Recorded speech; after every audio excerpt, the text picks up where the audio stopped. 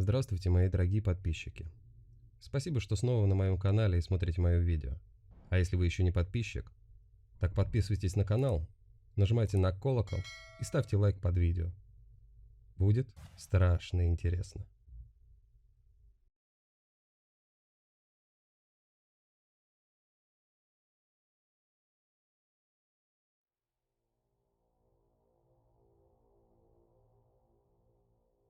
Долго мне эта история душу изводила. Да вот, наконец, решил ее вам рассказать. 5 лет назад частенько я катался в дом своих ныне почивших бабки с дедом. Дом тот стоит в маленькой деревушке недалеко от местной безымянной речки. Население едва за 50 человек будет. Дома достаточно далеко друг от друга расположены, и улиц так таковых нет. На всю деревню один магазин, и тот работает не каждый день. Мой дом был на самой окраине деревни, недалеко от лесной опушки, за холмом высокой травы. Бабка с дедом его мне оставили, а сами переехали в город, к людям поближе, где и умерли. Так вот, ездил я туда каждое лето на месяц, уже как 2 года. Рыбку половить, грибы пособирать, да с местным людом пообщаться. И все мне это нравилось. Тишь да спокойствие, о чем еще мечтать? Воровства и какого-нибудь криминала в деревне не было, все друг друга знали. Проще было попросить. Но в то лето случилось кое-что, чего я никогда не забуду. И по причине чего я больше никогда туда не вернусь. Началось все в один прекрасный июльский вечер. В тот день я встретил закат с шашлыком и бутылочкой пива. Едва стемнело, мне очень захотелось спать, и я, оставив все вкусное на столе открытой веранды, отправился спать. Спал крепко, и сны снились хорошие. Проснувшись утром, я первым делом решил подкрепиться вчерашним шашлыком. Выхожу я, значит, на веранду и вижу странную картину. Кастрюля с шашлыком, которую я вчера оставлял на столе закрытой, валяется на полу пустая. Крышка лежит на столе, шашлыка нет. Но это еще не самое странное. Весь пол веранды неравномерно усыпан какой-то глинистой грязью, большей частью мелкими камешками или даже комками. Ну ладно, бывает. Авось животное дикое забрело, или собака местная. Но пока я прибирался, ни одной шерстинки не нашел. Днем спрашивал у местных, есть ли в округе более-менее крупные звери или собаки бродячие. На все получил отрицательный ответ и странно отстраненный взгляд, явно свидетельствующий о том, что тема эта местным не по нраву. Думаю, ну и ладно. Вечером я вручную выстирал большую часть своего белья и развесил его на веревке перед верандой, как делал это много-много раз. Лег спать, не особо волнуясь по поводу случившейся ночью. И в этот раз сон был крепким. Проснулся я выспавшийся и бодрым. По-быстрому перекусив, я пошел снимать белье. На этот раз картина мне действительно не понравилась и насторожила. Все белье лежало на полу, испачканное грязью. Некоторые вещи пропали. Но это еще не самое странное. Была там белая наволочка, которая заставила меня очень сильно напрячь пятую точку. Она вся была в грязи и чем-то от другого белья не отличалась, кроме одного. На ней было 4 длинных грязных полосы. Я чувствовал, что эта ситуация меня начинает пугать. Днем я заново постирал все белье и повесил его в доме. Сходил в магазин за провизией, потом пошел рыбачить на речку до вечера. Вернулся в 10, поскольку электрический свет выключали в 11 часов. Я зажег везде свечи и растопил печь, хотя было довольно-таки тепло. Почувствовав проявление мурашек на теле во время заката, я решил закрыть ставни на окнах. Захватив с собой топор в дом, я с плохим предчувствием лег спать, оставив свечи и печь догорать. Мне снились дельфины, как сейчас помню. И тут внезапно меня разбудил звон бьющегося стекла. Я проснулся в кромешной тьме. Схватил из-под подушки топор, нащупал на стуле у кровати зажигалку и зажег запасную ночную свечу. Подняв свечу повыше, я осмотрел комнату, крепко сжимая топор. Никого. Я встал с кровати и начал обход дома. Тут мой взгляд упал на свечу, которую я зажигал перед сном. Фитиль еще тлел. Значит, что-то случилось, когда последняя свеча погасла. Я пошел дальше. Тарелки и кружки были целыми. Что еще было стеклянным в доме? Я был сонным и плохо соображал, поэтому мысль проверить окна пришла не скоро. Я начал обходить окна. Все были окна целые.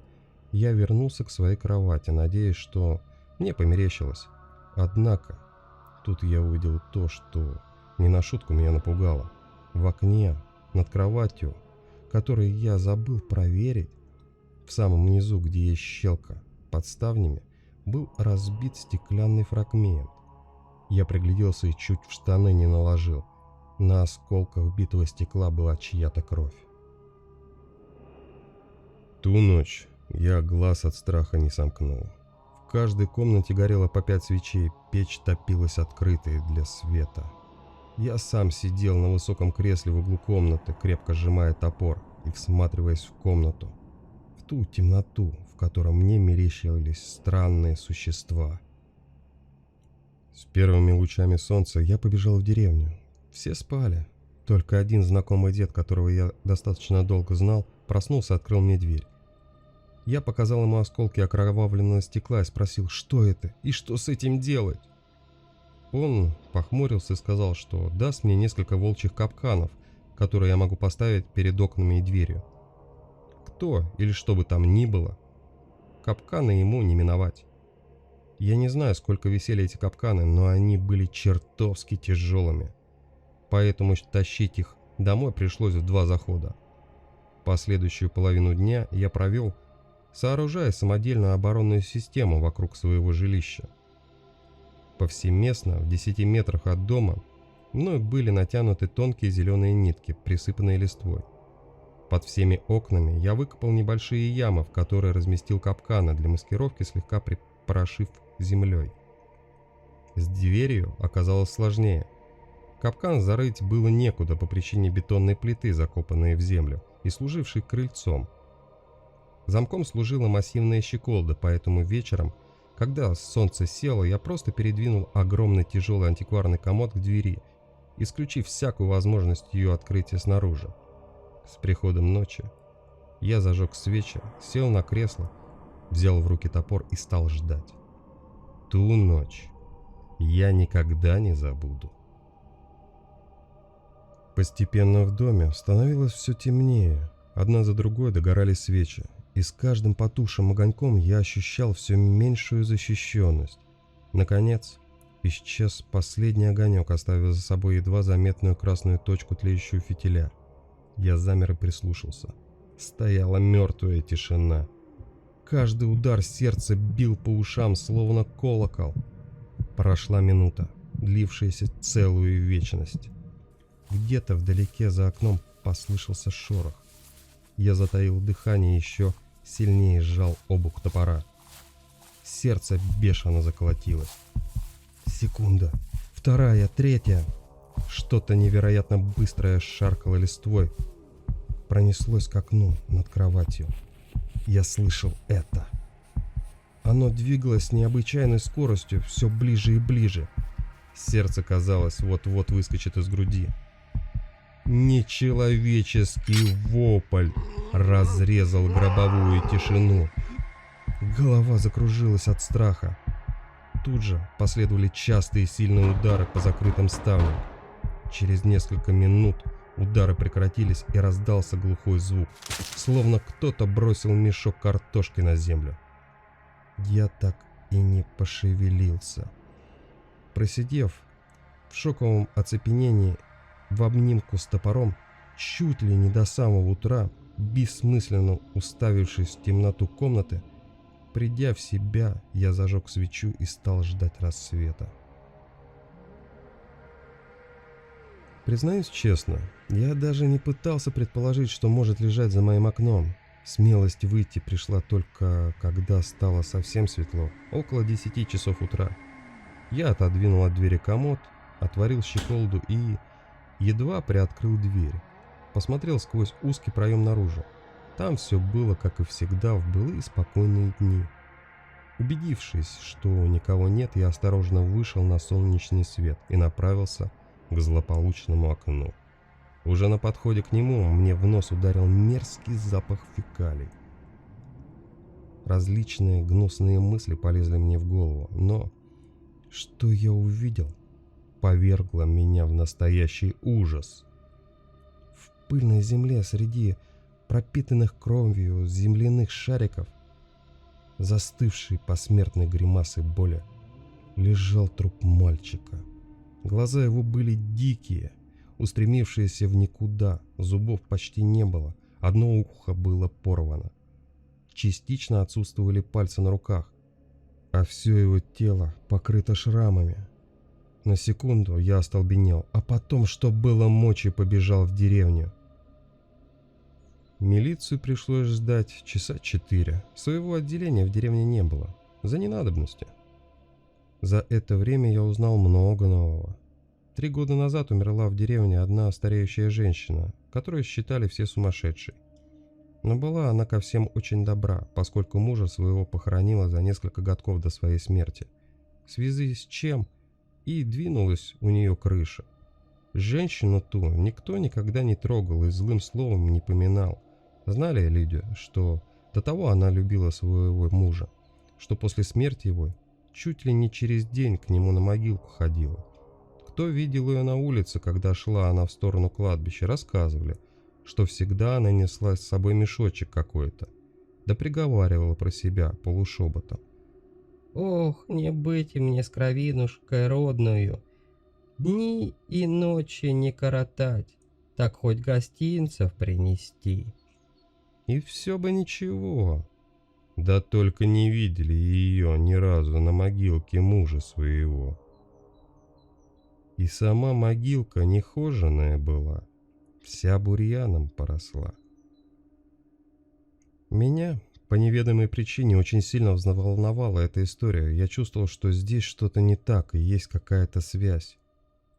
Приехала милиция, стала разбираться, показания у меня брать, у деда, который капкана дал. И я, и дед врать не стали, и вообще вся деревня поддержала меня, сказав, что я спрашивал у них о диких зверях, что, впрочем, тоже было правдой. Милиционеры осмотрели окрестности и обнаружили еще детские следы, ведущие от трупа в лес. Ночь я провел у деда, любезно приютившего меня у себя, и напоивший чаем с водкой, вследствие чего я прекрасно выспался. Утром я снова пришел домой. На веранде развалился на стуле и сидел бородатый сотрудник милиции, беспечно покуривая сигарету. На мои вопросы он ответил, что всю ночь вокруг дома была засада, но ничего не произошло. Ранним утром прибыли кинологи и отправились с сотрудниками полиции в лес. На этом новости закончились, и я пошел домой, где заварил себе большую кружку малинового чая и, лежа в кровати, накрывшись пледом, читал Геккельбери Финна, пока не провалился в сон. Проснулся вечером от топота на веранде. Я вышел сонный и увидел несколько сотрудников милиции и 2 кинологов с шевронами в виде голов собак на плечах. Они нервно курили и о чем-то живо переговаривались. Увидев меня, они замолчали. После 10-секундной немой сцены один из кинологов подошел ко мне и сказал, что в лесу они нашли обветшалую землянку, в которой обнаружили 2 детских трупа мужского пола со следами удушения на шее. Кто их убил, неизвестно, поскольку след обрывался на берегу той самой мелкой речушки. Там же обнаружили земляной шлейф от носа лодки. Что за лодка? Никто определить не смог. Сделали снимки, ждут следователей. На этом их работа была закончена, а от меня больше ничего не требовалось.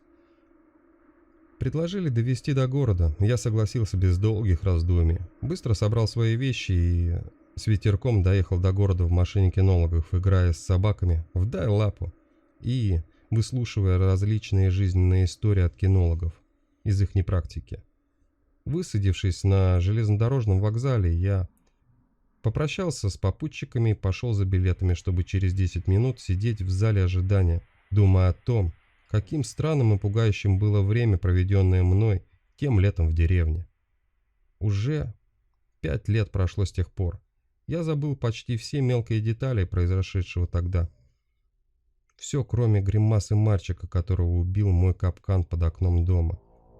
Вот и вся моя история, вроде бы. Ничего не соврал, ничего не забыл. И рассказал без искажений. Ах, да, чуть не забыл. Через неделю после случившегося мне позвонили следователи и спросили, не возвращался ли я в деревню, потому что кто-то ночью выломал дверь, но ничего не украл. Вот они и подумали, что это я вернулся. Надеюсь, вам понравилась данная история. Поставьте, пожалуйста, лайк или оставьте комментарий, поддержите канал. До новых историй. До новых страшных историй. И не забываем подписываться.